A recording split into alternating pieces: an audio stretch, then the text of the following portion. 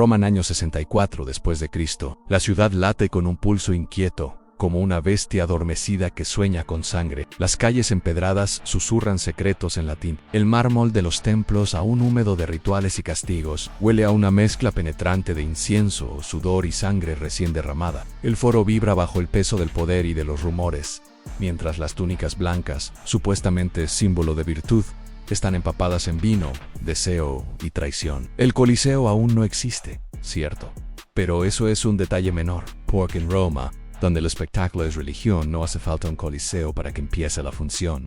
Basta con un trono, una víctima y una audiencia cobarde. Y de eso, Roma tiene de sobra. En este teatro inmenso, donde los dioses ya no dictan justicia, sino que observan desde lo alto como meros espectadores, aparece nuestro protagonista. O quizás sería mejor decir a nuestra víctima Nesporo, un nombre delicado, casi etéreo. Suena como un soplo de viento en un mausoleo, como un murmullo que alguien intenta olvidar a Nesporo, el niño que se volvió leyenda, no por sus hazañas, sino por su martirio. Un suspiro transformado en silueta, en juguete imperial. Y así fue exactamente como Roma lo conoció, no como persona, sino como accesorio. No como ciudadano, sino como una extensión deformada del deseo de un emperador que confundía el dolor con amor. Todo comenzó con una muerte, con una mujer que se desplomó sobre mármol pulido, el vientre perforado por la brutalidad disfrazada de pasión. Popea Sabina, emperatriz Anamanten Juguet, favorito de Nerón, y como todos los juguetes favoritos acabó rota. Nerón, ese artista fallido de alma podrida y ego hinchado como un cadáver al sol, la amaba a su manera, claro. Una forma muy romana de amar, destructiva, teatral, irreversible. Cuando le estampó una patada en el vientre estaba embarazada. Tal vez él sabía, tal vez no le importó. La mató con la misma facilidad con la que luego lloró sobre su cadáver, componiendo odas falsas, mientras sus asesores limpiaban el desastre. Porque Nerón no era un monstruo cualquiera. Era un monstruo con sensibilidad artística, aunque peligroso, pero el amor, aunque asesinado, no fue enterrado. Nerón, incapaz de aceptar la ausencia, decidió revivir a Popea, no en espíritu, no en pintura, no en una estatua de mármol que hubiera sido lo civilizado dentro de lo que cabe. En un lunático con poder total, a no Nerón necesitaba carne, necesitaba respirar el mismo aliento, besar la misma piel, acariciar el mismo cuello. Así que mandó buscar. No buscó una mujer parecida, por supuesto. Eso sería demasiado común. Buscó algo aún más dócil, más indefenso, más manipulable. Y lo encontró en un niño cuyo único crimen había sido nacer bello. Con un rostro de ángel caído, de pestañas largas y voz de flauta Nesporo. Tal vez no entendía por qué lo miraban así. Tal vez, sí a no importa, nadie le preguntó. Y entonces vino el cuchillo, o las tenazas sanó el hierro. El instrumento exacto no ha sido registrado, como si la historia misma se avergonzara de lo que ocurrió, pero ocurrió. Le extirparon su niñez, no solo los genitales, le arrancaron la posibilidad de crecer sin miedo, de enamorarse por voluntad, de tener un destino propio. Y no para hacer de él un eunuco cantor de palacio, no peor. Lo convirtieron en el molde viviente de un recuerdo enfermo. Nerón lo mandó vestir como a Popea, maquillar como a Popea, peinar como a Popea. Le enseñaron a caminar como ella, a mirar como ella, a reír con los mismos gestos que ella usaba cuando aún tenía aire en los pulmones. Era una resurrección, sí, pero profanada. Era una imitación macabra hecha con carne inocente. Y Nerón no se detuvo ahí, porque un loco con poder nunca se detiene y se casa con él, con ceremonia y todo así. Un emperador de Roma, vestido con una túnica dorada y coronado con laureles, jurando fidelidad eterna a un niño disfrazado de mujer muerta. Hubo testigos, hubo fiesta, hubo aplausos forzados. Los senadores lo presenciaron en silencio, con las manos sudando bajo sus togas, sabiendo que cada palabra fuera de lugar podía significar su muerte. El pueblo, siempre tan hábil para adaptarse al delirio del poder, fingió no ver, porque en Roma, el silencio es la forma más elegante de sobrevivir.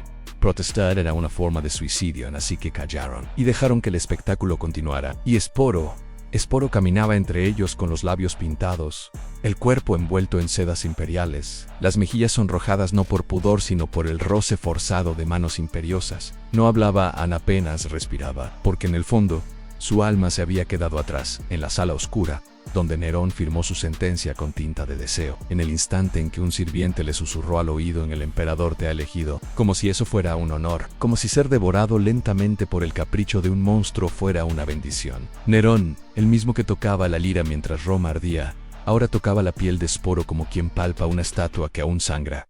Lo mostraba en banquetes. Lo sentaba junto a él en el trono.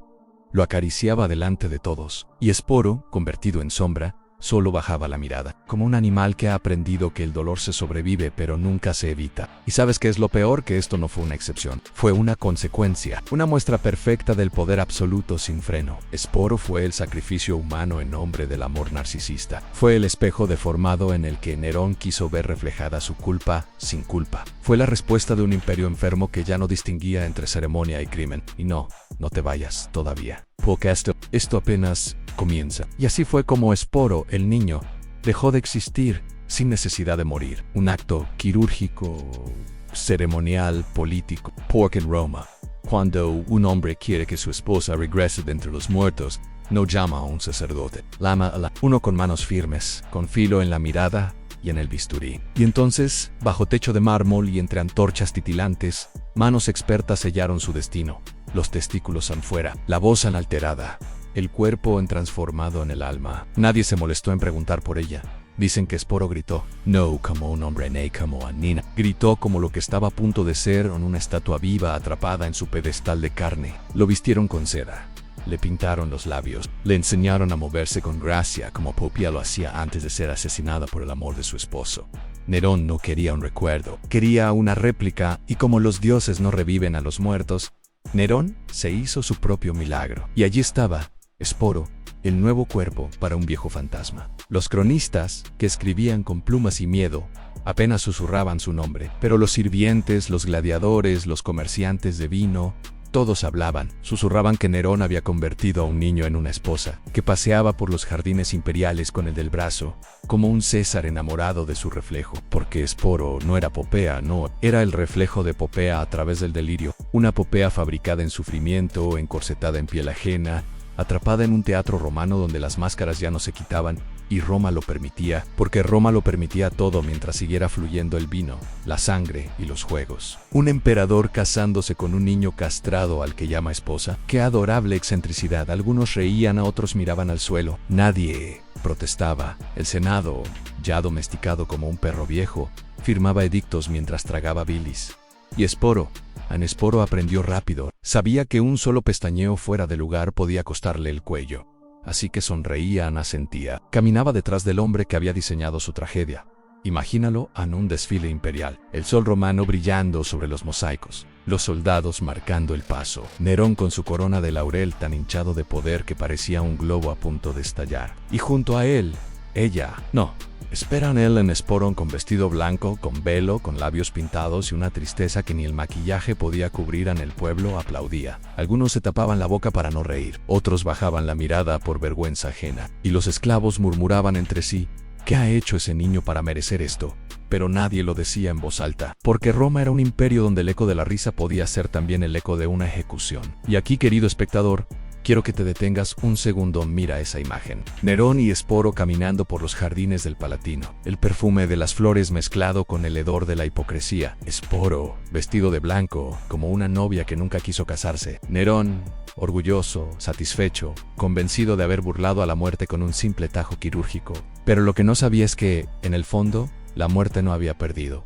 Solo se había puesto un vestido y caminaba a su lado. El palacio de Nerón olía a incienso, a rosas y a desesperación recién cortada. No importa cuántas columnas de mármol, estatuas de Apolo o fuentes perfumadas decoraran sus salones. En cada rincón del palacio dorado había algo más fuerte que el lujo, en el olor inconfundible de lo podrido que se intenta cubrir con flores. Y ahí, entre alfombras rojas y tapices bordados con escenas de batallas que Nerón nunca libró, caminaba Esporo, o mejor dicho, la sombra de un niño al que le habían amputado no solo el cuerpo, sino la historia. Nerón no se conformó con vestirlo como a Popea, quería más. Quería que cada pestañeo, cada movimiento de muñeca, cada inclinación de cabeza fuera idéntica al recuerdo que él conservaba de su difunta esposa. Por eso, tras la cirugía, vino el entrenamiento. Un grupo de matronas, más por miedo que por vocación, fue designado para educar a Esporo en los sutiles códigos del comportamiento femenino aristocrático.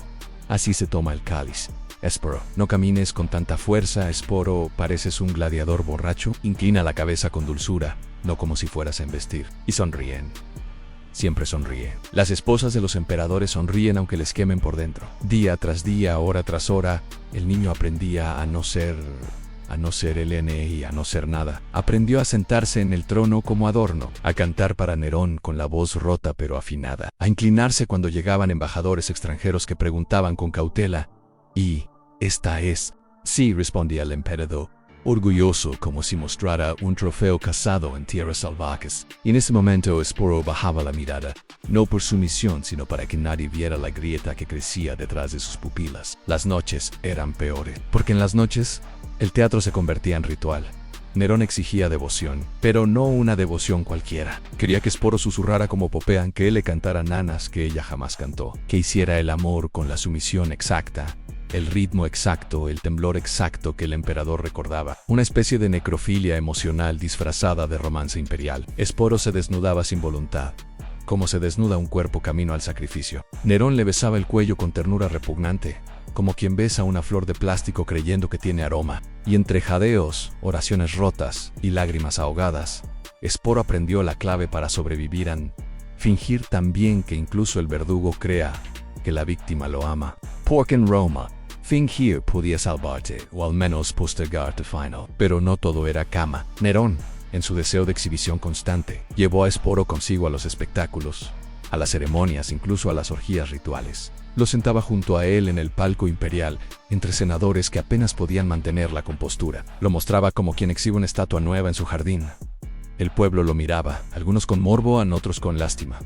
Pero nadie hablaba, porque hablar era peligroso, y porque, admitámoslo, Esporo era hermoso, incluso tras la tragedia, o precisamente por ella. Su belleza tenía algo de lo imposible, de lo que no debería existir pero existe, como un cuadro pintado con lágrimas. Los poetas comenzaron a escribir sobre él. Algunos lo comparaban con Ganimedes, el joven amado por Zeus.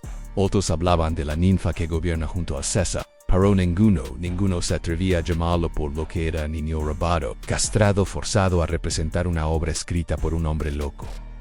El amor de Nerón no era amor, era posesión. Un intento desesperado de resucitar a Popea, sin entender que los muertos no regresan, y que intentar traerlos de vuelta solo crea fantasmas. Y Esporo se convirtió en el más doloroso de todos. Pero había momentos en breves escasos, donde en su mirada aún quedaba una chispa de Elan, de quien fue, cuando caminaba solo entre las columnas, cuando el sol romano le daba en la cara y cerraba los ojos para recordar cómo era sentir el calor sin miedo.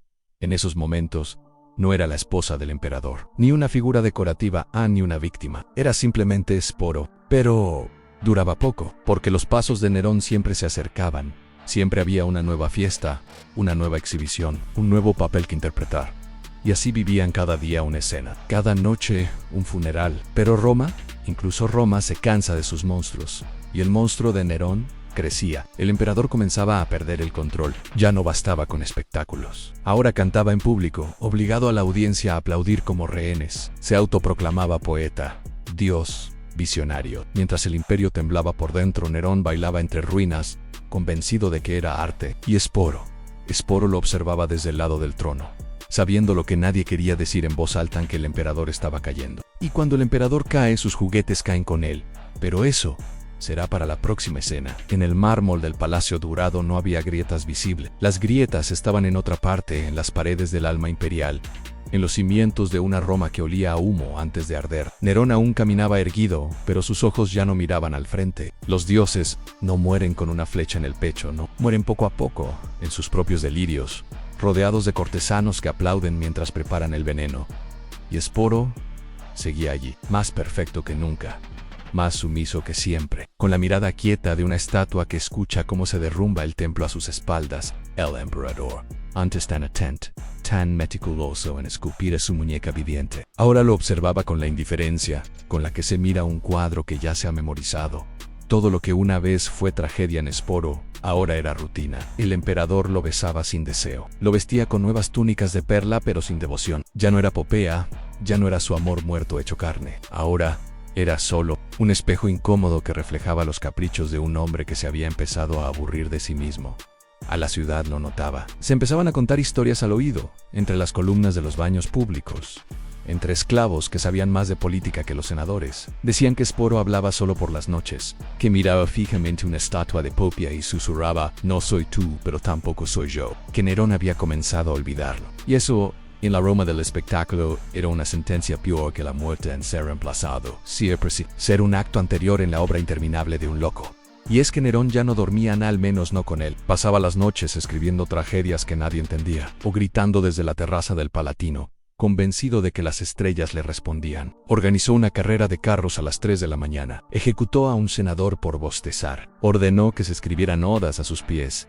Y Esporo observaba, callaba, sobrevivía, porque incluso en la locura aún había peligro. Hasta que un día, uno de esos días que los cronistas recuerdan con tinta temblorosa, Nerón se acercó a él, le acarició la mejilla con la suavidad de un asesino cansado, y le dijo, Esporo, amor mío, tú sabes que te hice eterna. Él no respondió, porque, ¿qué se dice cuando te hablan como si fueras una escultura a punto de ser enterrada? Y entonces el emperador le entregó una caja de ébano, incrustada en oro, pesada dentro un velo, uno de Popea en el que usó en su boda. Cuando muera, quiero que lo uses. Como esposa, como mi esposa. Esa noche, Esporo no lloró. Ya no. Llorar es un privilegio de quienes aún creen que hay una salida. Él solo se sentó en el borde de su cama, con el velo entre los dedos, sintiendo que algo había cambiado, porque por primera vez Nerón hablaba de morir, y cuando los dioses comienzan a hablar de su muerte, lo hacen en voz baja, para no asustar a los que todavía creen. Pero Roma ya estaba cansada de los susurros. Las rebeliones comenzaban a encenderse como brasas en los extremos del imperio. Bretaña sangraba, Germania rugía. El Senado, hasta entonces esclavo del espectáculo, empezaba a mirar a Nerón con el mismo desprecio con que uno observa a un perro que ha comenzado a ladrar a la nada. Y en medio de todo eso, Esporo, la muñeca, el niño hecho esposa, el reflejo del amor muerto, seguía caminando por los pasillos del palacio como una aparición. Ya no lo tocaban, ya no lo vestían con nuevas joyas, a veces ni siquiera lo miraban, porque Nerón, el creador de su personaje, estaba demasiado ocupado derrumbándose. Nos matarán, dijo Nerón entre risas histéricas. Esporo no respondió. Debo huir, pero no quiero hacerlo solo. Y Esporo, con la voz quebrada por una dignidad que aún sobrevivía dentro de él, dijo, entonces vayamos.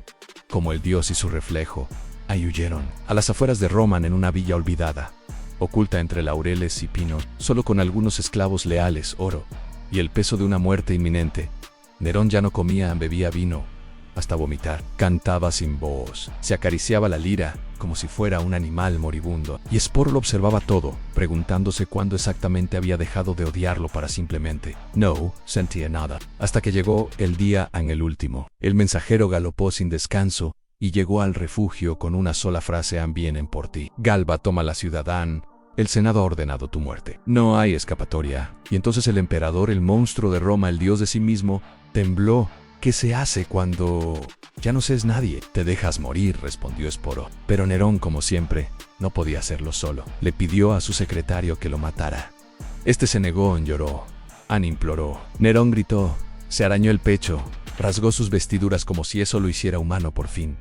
Esporo, inmóvil, observaba hasta que el emperador lo miró y suplicó: ayúdame, no quiero morir como un cobarde. Ayúdame a hacerlo, por favor. Y fue entonces cuando Esporo entendió que no era una muñeca. Nunca lo había sido, era testigo, era el último espejo que Nerón tenía. Se acercó colocó el velo blanco que aún conservaba, lo besó en la frente y le dijo: los dioses no mueren, pero tú tampoco eras uno. El sonido fue seco en un cuchillo. Un suspiro, un derrumban, y Nerón, el emperador de las llamas. Pero la historia no terminó ahí. Roma no celebró la muerte de Nerón con lágrimas, sino con silencio. Un silencio espeso, como el humo que aún flotaba sobre las ruinas de templos saqueados y hogares abandonados. El pueblo no gritó su nombre. El Senado no pidió una estatua, no hubo sacrificios, solo una palabra que pasó de boca en boca con la frialdad de una sentencia: ha muerto. Y así, el monstruo quedó reducido a son 3 sílabas y una historia que nadie quería recordar.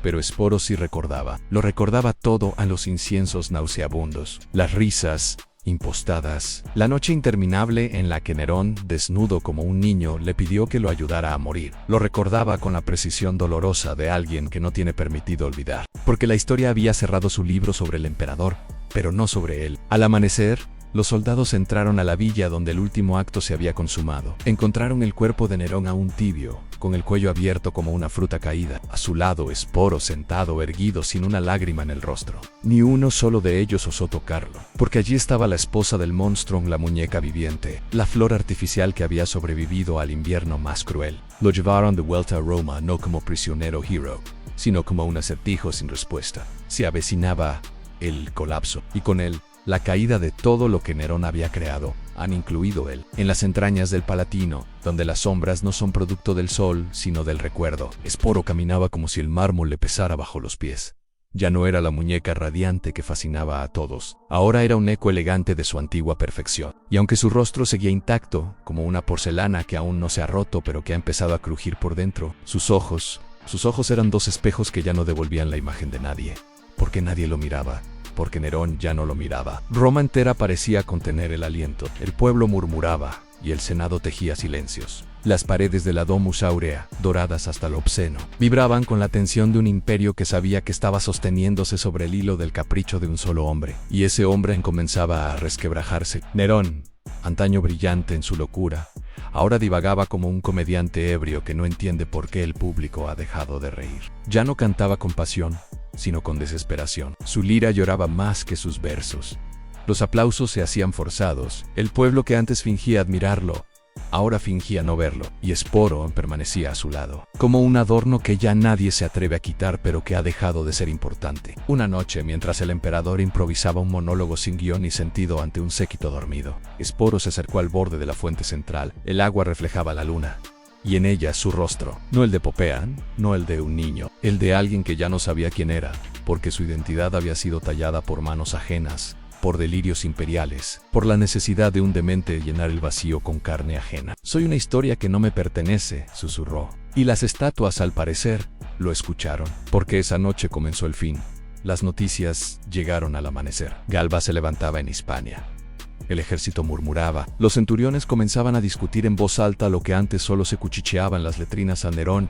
Ya no era temido, y un emperador sin temor era un cadáver sin enterrar. Esa mañana, Nerón no se levantó, se encerró en sus aposentos, rodeado de incienso y desesperación, y Esporo fue llamado. No con efecto, con la urgencia de quien recuerda una promesa incompleta. Venezuela sí he de caer. Caeré con mi esposa, murmuró Nerón, más para sí que para el joven, y Esporo lo miró con la serenidad de un mártir. Se acercó, tomó su mano, no por amor, no por devoción, por hábito. El emperador deliraba, hablaba con su madre, con Popea, con los dioses, gritaba órdenes a soldados que no estaban, escribía un poema mientras bebía vino con cicuta. Y entre todo ese teatro patético y grotesco, solo Esporo mantenía la calma. No porque fuera valiente, sino porque ya nada podía asustarlo. Cuando te han quitado el cuerpo, el nombre y el alma, ¿qué más pueden quitarte? Y entonces llegó la traición final, el Senado. Él mismo que aplaudía cada nota, cada obra, cada crimen, ahora lo declaraba enemigo público en Roma, ya no lo quería. Lo repudió como un actor que ha olvidado su texto. Las puertas comenzaron a cerrarse, los centuriones a desertar, los esclavos a huir. A Nerón ya no era emperador, era un fantasma que aún no lo sabía. Galba, el nuevo emperador, lo recibió con una mezcla de incomodidad y desprecio. ¿Qué se hace con un recuerdo vivo de aquello que uno desea enterrar? ¿Cómo se ejecuta un símbolo que ya está muerto por dentro? Algunos senadores querían matarlo para cerrar el ciclo. Otros querían exhibirlo como un animal exótico, como una advertencia. Pero Galba, más práctico que cruel, lo expulsó. Le dio unas monedas, un nombre falso y le ordenó desaparecer. Y Esporo lo hizo, caminó fuera de Roma sin mirar atrás. Atravesó las calles que una vez lo vieron con túnicas de seda, ahora con harapos prestados. Escuchó las risas de quienes no sabían quién era y los cuchicheos de quienes sí lo sabían, pero ya no querían admitirlo. Se convirtió en un fantasma con piel, en una sombra sin dueño, y aún así no se detuvo. Durante semanas vagó sin rumbo, de templo en templo, de puerto en puerto, como si el mar pudiera ofrecerle una limpieza que ni los dioses conocían. Cambió su voz, su andar, su rostro incluso. Se convirtió en alguien más. Pero dentro, bajo la piel, Esporo seguía allí, una marioneta sin hilos, pero con memoria, hasta que en un pueblo olvidado de la costa griega, lo encontraron a no soldados, no senadores. No encontró un poeta, un joven con más hambre que talento, pero con el alma abierta como un papiro en blanco. Se miraron y el poeta preguntó, ¿quién eres? Y por primera vez Esporo respondió con la verdad más cruel: soy una invención que sobrevivió a su inventor. El poeta la acogió no por piedad, sino por fascinación. Durante meses, escribió sobre él, lo escuchó y lloró por él, lo amó incluso, en esa forma pura en la que el arte ama lo trágico. Pero el alma de Sporo estaba demasiado desgarrada como para pertenecerle a alguien.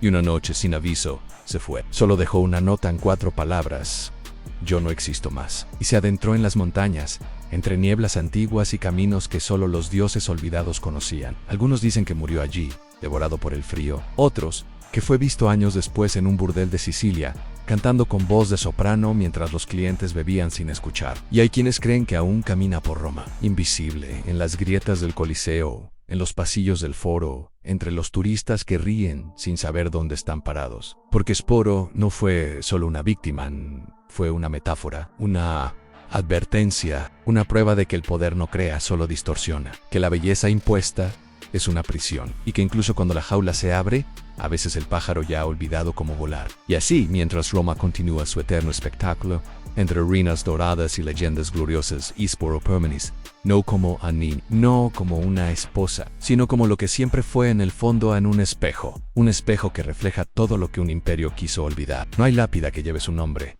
no hay busto, no hay epitafio, nadie visita su tumba porque nunca hubo una, y sin embargo, cada vez que el mármol de los antiguos teatros cruje al paso del tiempo, cuando el viento silba entre los foros y levanta el polvo sobre las columnas derrumbadas, hay un susurro que se repite, como una plegaria olvidada: N. Sporo. Y no es porque Roma lo honre. Roma no honra a los espejos que muestran su podredumbre. Es porque la historia, esa anciana ciega con pies de fuego, no puede dejar de hablar de él. Porque Sporo era, a su manera, más que una víctima. Era una herida abierta en la memoria de un imperio. Y las heridas, si no sanan, se convierten en leyendas. Décadas pasaron. Luego, y con el tiempo, la figura de Sporo se volvió irreal, como un mito tejido con el hilo de lo improbable. Unos decían que era un espíritu errante, que aparecía en los jardines de los emperadores locos justo antes de su caída. Otros, que su voz podía escucharse en la ópera, cuando una soprano alcanzaba una nota tan alta que rompía el alma. Los académicos, esos alquimistas del dato y la fecha, intentaron reducirlo a notas al pie. Posiblemente un joven griego, castrado por orden de Nerón, asumió el papel de esposa imperial. Lo escriben con la frialdad de quien cataloga insectos, sin detenerse a imaginar el temblor de esa voz infantil, los ojos vacíos al pronunciar votos nupciales frente al cadáver de la moral.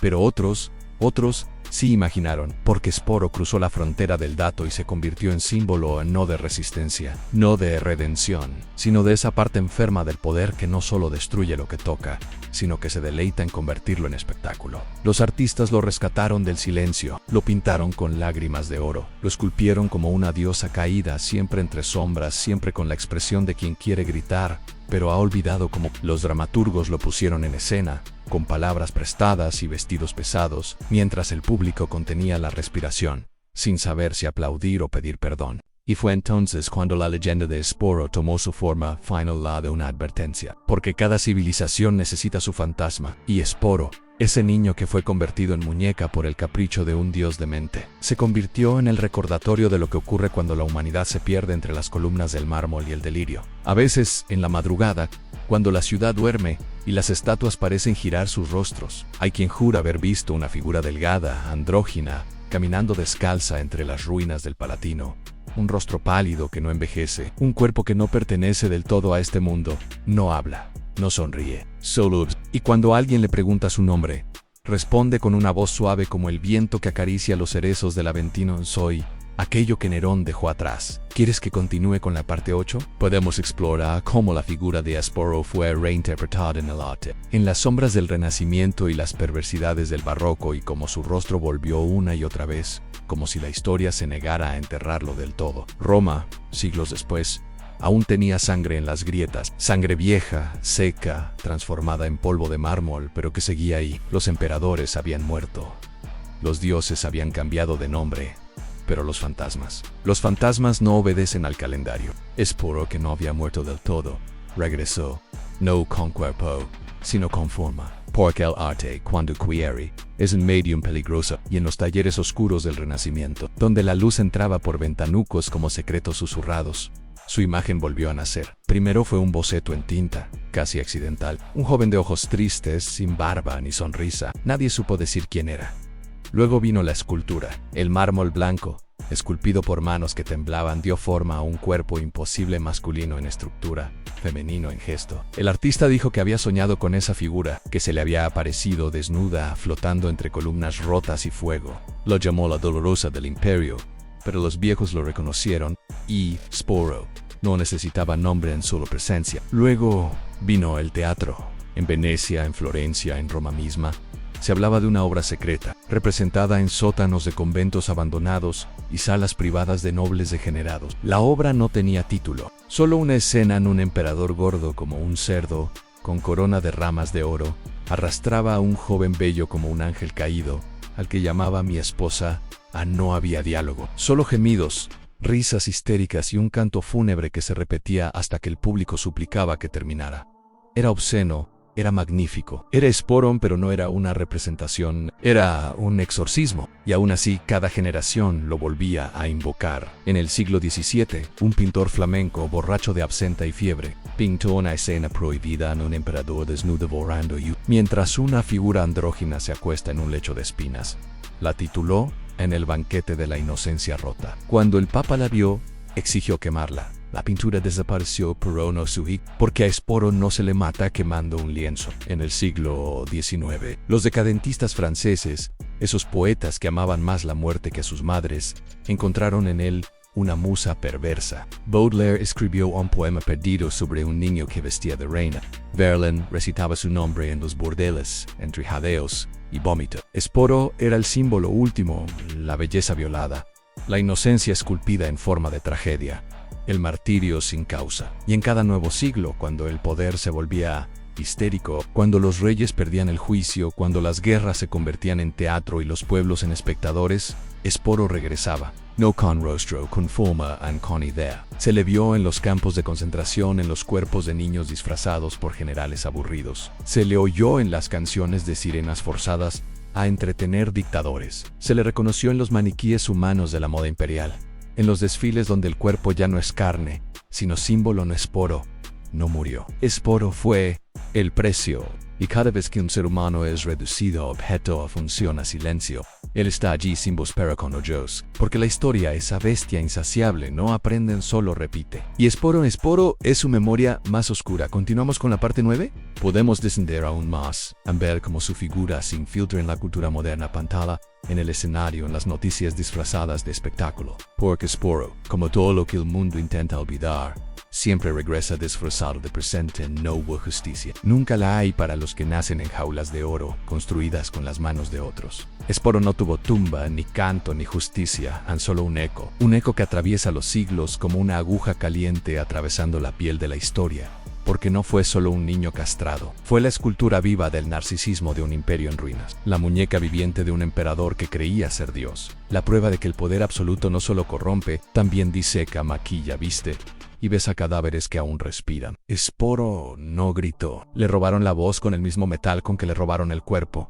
Pero su silencio grita en cada imagen fabricada para complacer al tirano de turno. Grita en cada niño obligado a sonreír para la foto. Grita en cada persona reducida a aparece, a conviene, a queda bien en la corte. Sporo es el espejo que nadie quiere mirar, porque no nos devuelve un emperador loco, nos devuelve a nosotros mismos, cuando dejamos que la comodidad, la belleza, el espectáculo sean más importantes que el alma humana. Nerón ardió. Roma ardió, pero el fuego de Sporo sigue encendido. No en Lamas, en esos rincones donde la dignidad se cambia por obediencia, donde el cuerpo es vestido como disfraz y el alma silenciada como un rumor, y ahí sigue el no como marcher, ni como símbolo, ni como hero, sino como pregunta, una que cada civilización debe responder antes de derrumbarse. ¿Qué tan bajo estamos dispuestos a caer? ¿Solo para entretener al monstruo?